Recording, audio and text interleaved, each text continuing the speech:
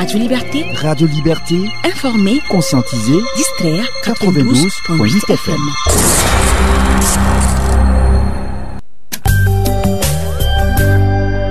La grande édition du journal, présentation Tanga Thierry Zongo. Au sommaire de cette édition, le monde entier célèbre aujourd'hui la 162e journée internationale de la femme. Pour la circonstance, zoom sur les femmes qui travaillent dans les carrières de granit et de sable dans 2 quartiers de la ville de Ouagadougou, une activité qu'elles mènent afin de pouvoir subvenir à leurs besoins. Relativement à cette journée, quel est son sens et son origine? La réponse dans quelques instants. En Algérie, des milliers de personnes ont battu le pavé ce vendredi pour dire non à un 5e mandat du président Abdelaziz Bouteflika.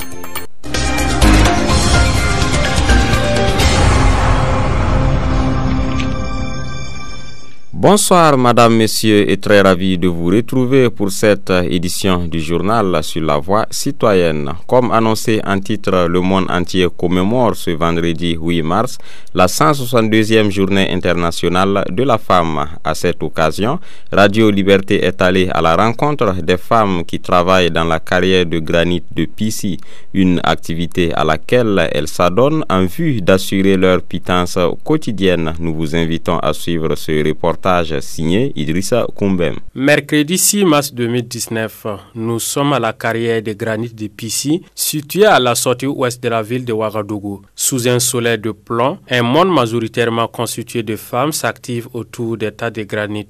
Sur une étendue à perte de vue, ces tas sont constitués certains de blocs de granit et d'autres de petits morceaux. Nous nous dirigeons vers un hangar de fortune recouvert de sachets plastiques faisant office de toit. Là s'y trouve Adissa Ouedraogo, une septagénaire, marteau à la main, concasse des blocs de pierre, une activité qu'elle dit exercer pendant plus d'une vingtaine d'années.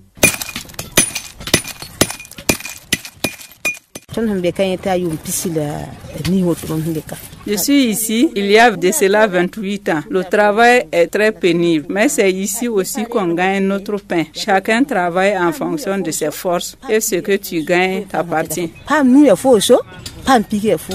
Bien avant, elle transportait des blocs de pierre depuis le trou de la carrière, mais aujourd'hui, au regard de son âge, elle se limite au concassage de granit, d'où la diminution de ses revenus. Le travail est devenu pour moi très dur. Je n'ai plus la force pour travailler, mais je n'ai pas d'argent ni à manger. Je suis obligé de payer les blocs de pierre pour concasser. C'est très dur. Si tu payes, c'est pas bénéfique. Si tu payes les blocs à 2000, tu peux pas concasser et revendre à 5000 francs. Et le travail n'est pas sans risque. Adissa Ouedraogo a un doigt enfilé dû à une blessure. Tu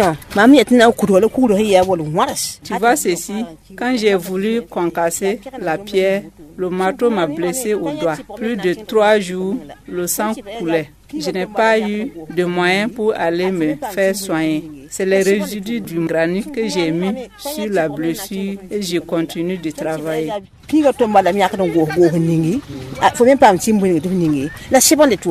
Vu ces dures conditions de travail, la septagénaire lance un cri de cœur à l'endroit des autorités.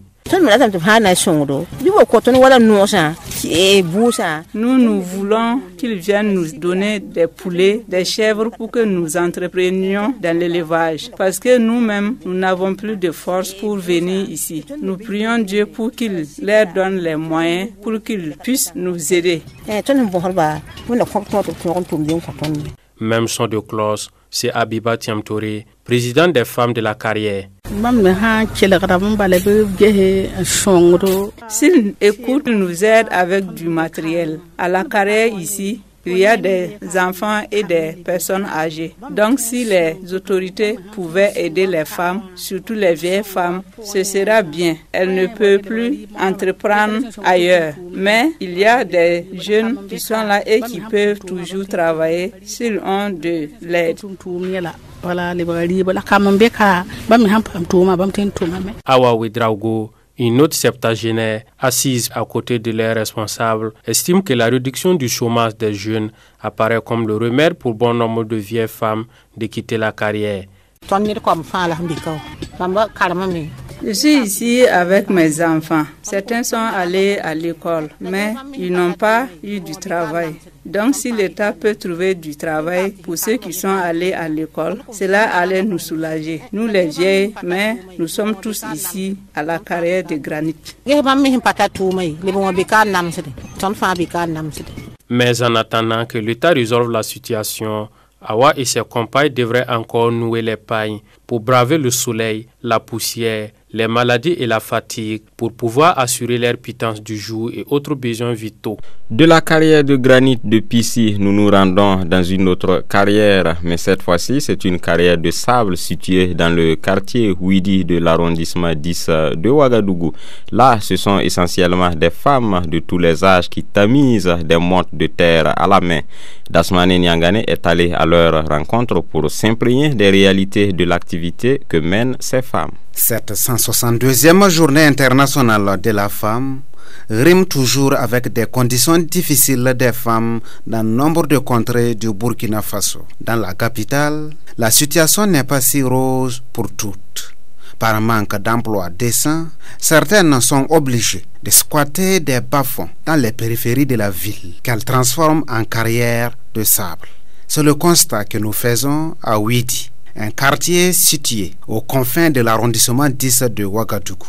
Là, des femmes creusent dans les profondeurs du bas-fond à la recherche des mottes de terre qu'elles transportent à la périphérie, tamisent à la main pour y soustraire ce qu'elles présentent comme du sable.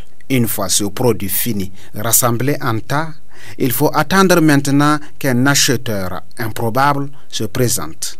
Parmi les travailleuses de cette carrière de sable figure Azeta, une vieille qui ploie sous le poids de l'âge, visiblement très fatiguée et dont les mots peinent à sortir de sa bouche. Elle t'y fréquentait cette carrière quotidiennement. Pour subvenir à mes besoins, je vends du sable que je ramasse ici au prix de 1500 francs le tas. Le marché est morose et nous n'avons pas régulièrement des acheteurs.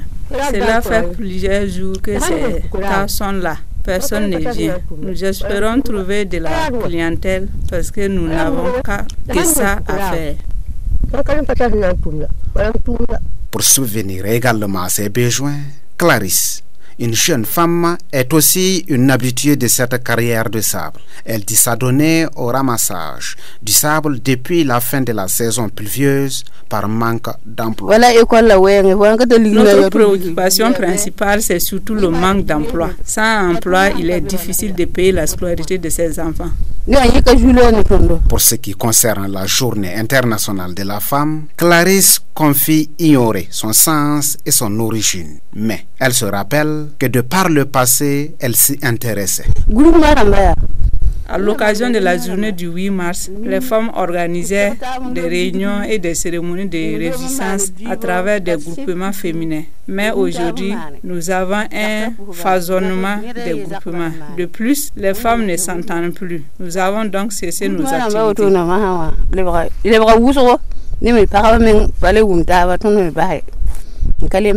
Ainsi, pendant que d'autres femmes sont dans des cadres de réjouissance et de réflexion durant cette journée du 8 mars 2019, Clarisse, elle, tout comme la vieille Azeta, passeront la journée dans la carrière de sable, leur lieu habituel de travail.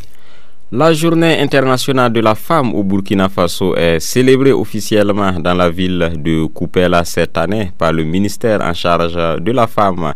Le thème retenu est « Contribution de la femme à l'édification d'un Burkina Faso de sécurité, de paix et de cohésion sociale ». À travers donc ce voyage dans le temps, Danouma Ismaël Traoré revient sur l'historique de cette journée. La journée internationale des droits des femmes est célébrée le 8 mars de chaque année en mémoire des luttes menées par les femmes pour réclamer de meilleures conditions de travail, le droit de vote et l'égalité entre hommes et femmes. Ces luttes féministes ont secoué essentiellement l'Amérique et l'Europe. En effet, en 1857, les ouvrières du textile de New York se mettent en grève et s'opposent violemment à la police. Plusieurs luttes historiques menées par les femmes se succéderont et aboutiront à des acquis importants. Ainsi, dès 1910, le roi d'Espagne autorise les femmes à poursuivre leurs études. En 1917, les femmes new-yorkaises manifestent pour obtenir l'égalité des droits avec les hommes. L'idée d'instituer cette journée a été proposée pour la première fois en 1910 lors de la deuxième conférence internationale des femmes socialistes par Clara Zetkin, représentante du Parti socialiste d'Allemagne. En Russie, la journée de 8 mars est décrétée par Lénine, journée des femmes en 1921, en référence à la grève d'ouvrières à Saint-Pétersbourg, alors appelé Petrograd, qui serait un des événements déclencheurs de la révolution russe. Par la suite, la journée est célébrée dans tout le bloc de l'Est. Le 8 mars 1977, reprenant l'initiative communiste et à la suite de l'année internationale des femmes de 1975, l'ONU adopte une résolution enjoignant à ses pays membres de célébrer une journée des Nations Unies pour les droits de la femme et de la paix internationale. Au Burkina Faso, c'est en 1984 sous le Conseil national de la Révolution que la journée est officialisée, Journée internationale de la femme.